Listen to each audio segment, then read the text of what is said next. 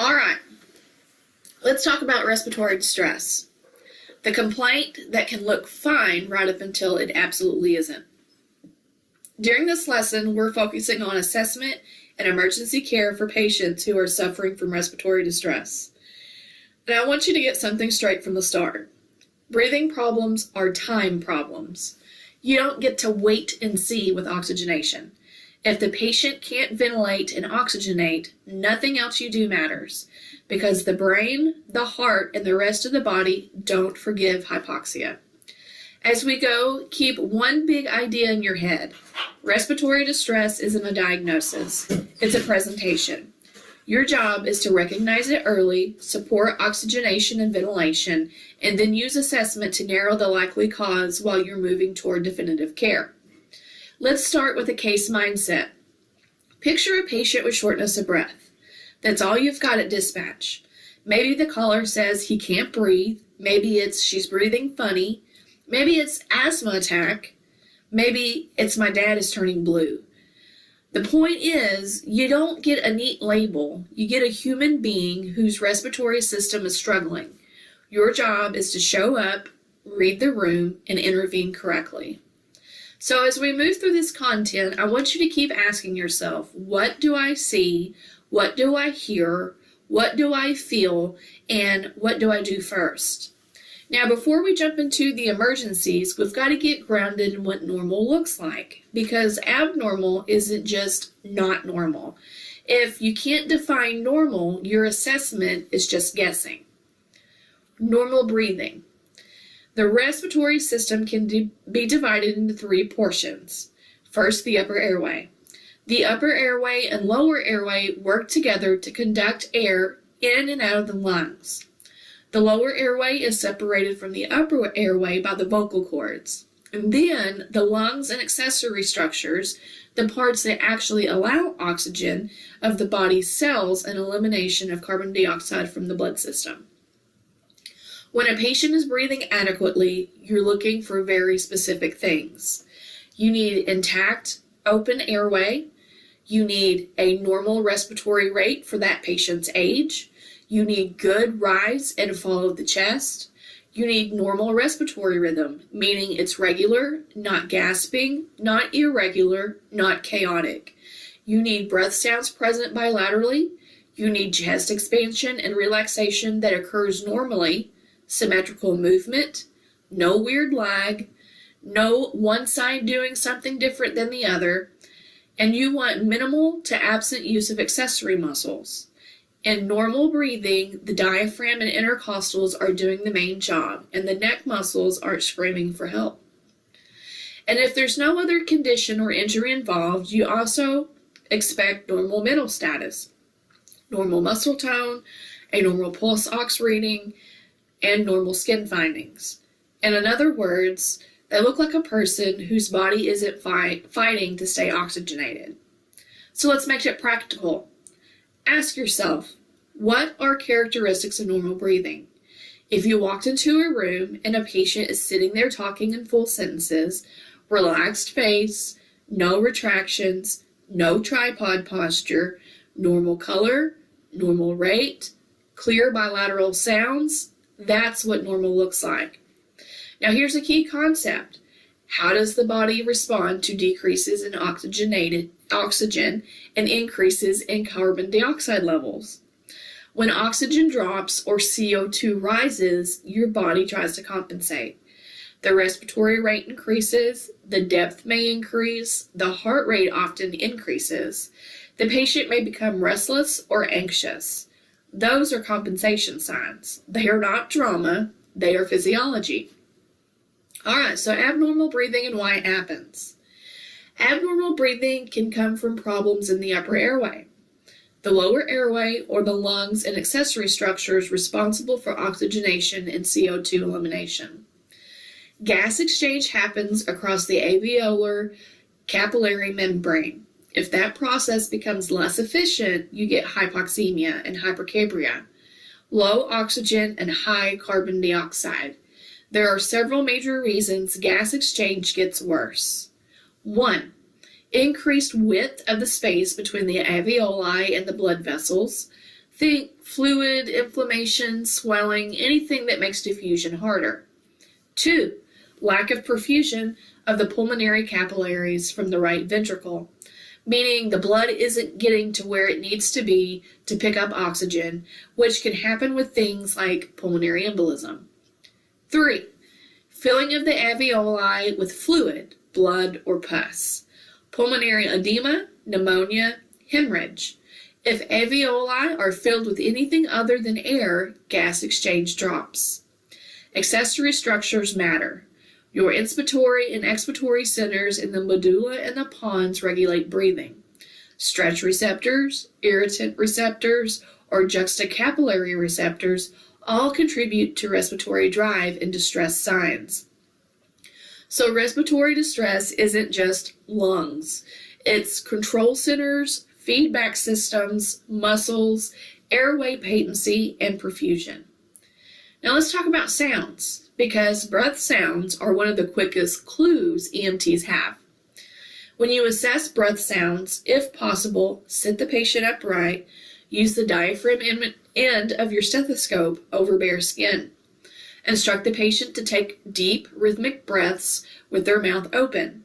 Place the stethoscope on the thorax and listen all the way through inhalation and exhalation. The most important technique, compare sides. Listen in one location, then listen to the exact same location on the other side before moving on. You're not hunting for one sound. You're comparing symmetry and quality. 3 basic abnormal breath sounds you must own: wheezing, rhonchi, and crackles. Wheezing is high-pitched, musical, and whistling, often best heard initially on exhalation. You hear it in asthma, emphysema, chronic bronchitis, but if you can also hear wheezing in pneumonia, congestive heart failure, and other conditions. Diffuse wheezing everywhere, often points toward lower airway narrowing and may indicate a need for beta agonist therapy per protocol and medical direction. Rhonchi are coarse, snoring, or rattling sounds. Think thick secretions in the lower airways.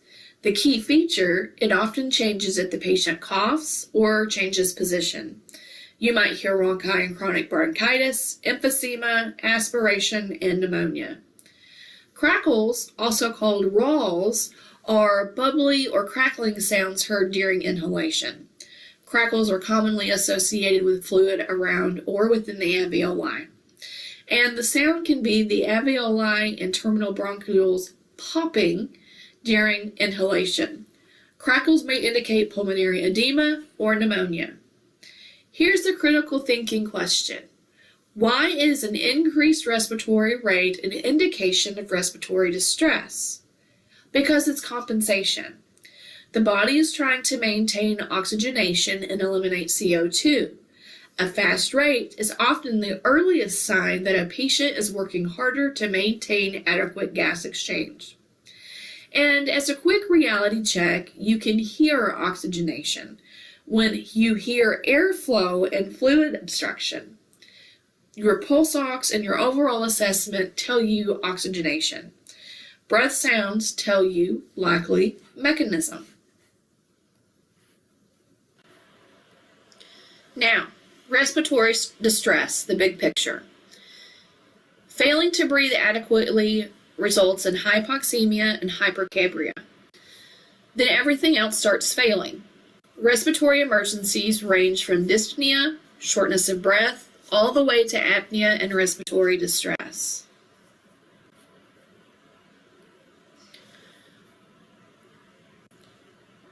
Hypoxia is when cells don't get adequate supply of oxygen. If adequate breathing and gas exchange aren't present, cells begin to die or function abnormally. So what does respiratory distress look like? The classic findings include a subjective complaint of shortness of breath, restlessness and anxiety, tachycardia early, and bradycardia late, because bradycardia in respiratory patients is often a sign of impending failure, especially in pediatrics. Tachypnea, pale, cool, clammy skin, early, cyanosis later. Abnormal respiratory patterns, wheezing, bronchi, crackles, difficulty speaking, retractions, altered mental status, abnormal breathing, excessive coughing, tripod position. Pulse oximetry is less than 94%. If you're using capnography, you may see an elevated EtCO2 value depending on the condition and ventilation status. Bronchoconstriction, also called bronchospasm, is significant narrowing of bronchioles from inflammation, swelling, or muscle constriction. These patients may have bronchodilators prescribed to them to dilate the bronchioles. Breathing difficulty can be caused by trauma to head, face, neck, spine, chest, and abdomen. It can also be associated with cardiac compromise, hyperventilation syndrome, and abdominal conditions. Common causes of respiratory system dysfunction fall into a few buckets. Mechanical disruption, airway, lung, or chest wall problems that prevent effective ventilation. Stimulation of receptors in the lungs, and inadequate gas exchange at the alveolar capillary level. Inadequate gas exchange can be ventilation disturbance, air doesn't reach the alveoli effectively, or perfuse disturbance. Blood doesn't reach capillaries effectively, or both. Either way, hypoxemia and hypercapnia can result. Now here's a crucial distinction: respiratory distress versus respiratory failure versus respiratory arrest. Respiratory distress means the patient is still within an adequate tidal volume and respiratory rate, but breathing is difficult. They're working harder to maintain oxygenation. Oxygen administration should be based on oxygenation status, guided by a pulse ox and overall presentation, not just every shortness of breath gets the same device. Respiratory failure means the tidal volume or the respiratory rate is inadequate. If tidal volume decreases or respiratory rate becomes excessively high, low, or ineffective, you must provide immediate positive pressure ventilation and oxygenation. If the patient has spontaneous respirations, you should assist with ventilation timed with their attempts to inhale. If they're breathing super fast but ineffective, you may assist every second or third breath to keep your assisted ventilations in a safe range, around 10 to 12 per minute for adults. Respiratory arrest is when breathing effort ceases completely or the patient has agonal breathing. This can lead to cardiac arrest within minutes. These patients need immediate ventilation with the BVM or other device and supplemental oxygen. Now, think about anxiety. What is the significance of anxiety and respiratory distress? Anxiety can be a response to hypoxia and rising CO2. It can also worsen respiratory effort, increase oxygen demand, and accelerate fatigue. Anxiety is both a symptom and an accelerant. Your calm presence and clear communication are part of the treatment. Obstructive pulmonary diseases, COPD and asthma. Obstructive lung disease causes obstruction of airflow through the respiratory tract and reduces gas exchange. The three most commonly encountered are emphysema, chronic bronchitis, and asthma. Emphysema is a type of COPD characterized by destruction of the alveolar walls and distension of the alveolar sacs. The primary cause is cigarette smoking. Pathophysiology. Lung tissue loses elasticity, alveoli become distended with trapped air, and alveolar walls are destroyed. Gas exchange drops drastically. The patient becomes hypoxic and retains CO2, and exhaling becomes active instead of passive. The classic barrel chest appearance can show up. Assessment often includes an anxious but alert and oriented patient, dyspnea, accessory muscle use, thin barrel chest appearance, coughing with a little sputum, prolonged exhalation, diminished breath sounds, wheezing and rhonchi, pursed lip breathing, extreme difficulty breathing with minimal exertion, pink complexion, tachypnea, tachycardia, diaphoresis, tripod position, possibly home oxygen. Pulse ox might be normal unless they're in failure, so don't let a decent pulse ox fool you if the work of breathing is outrageous. Chronic bronchitis is also COPD, strongly associated with smoking. It's characterized by a productive cough that persists at least 3 consecutive months per year for at least 2 consecutive years. Pathophysiology includes inflammation, swelling, thickening of the bronchi and bronchioles, and excessive mucus production restricting flow. Recurrent infections can leave scar tissue. Obstruction leads to decreased oxygen and increased CO2. Assessment often includes productive cough, typically overweight, body habitus, chronic cyanotic complexion, minimal difficulty breathing unless failing. Pulse ox is often less than 94, indicating chronic hypoxemia, coarse rhonchi, wheezes, and crackles at bases. Emergency care for emphysema and chronic bronchitis is to ensure that an open airway and adequate breathing is present. Let them assume the position of comfort. Administer supplemental oxygen as indicated and possibly assist with a prescribed inhaler or nebulizer per protocol. Research literature often recommends a goal of a pulse ox of 88 to 92% in non-COPD patients by titrating oxygen, commonly with the nasal cannula.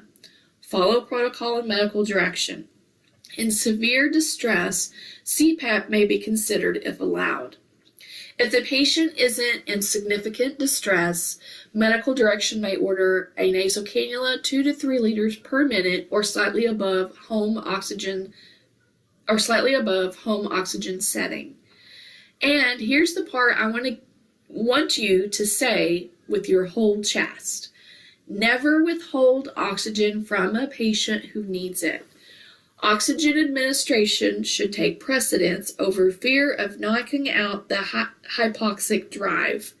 Hypoxic drive issues take time and are not your immediate life threat, but hypoxia is. Now, asthma. Asthma is an increased sensitivity of lower airways to irritants and allergens.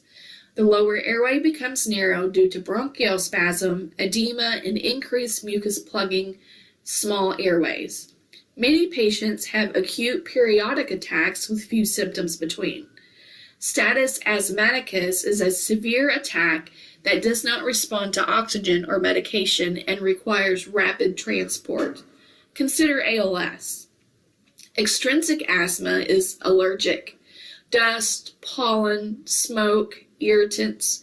Intrinsic asthma is common in adults, often triggered by infection, emotional distress, or strenuous exercise.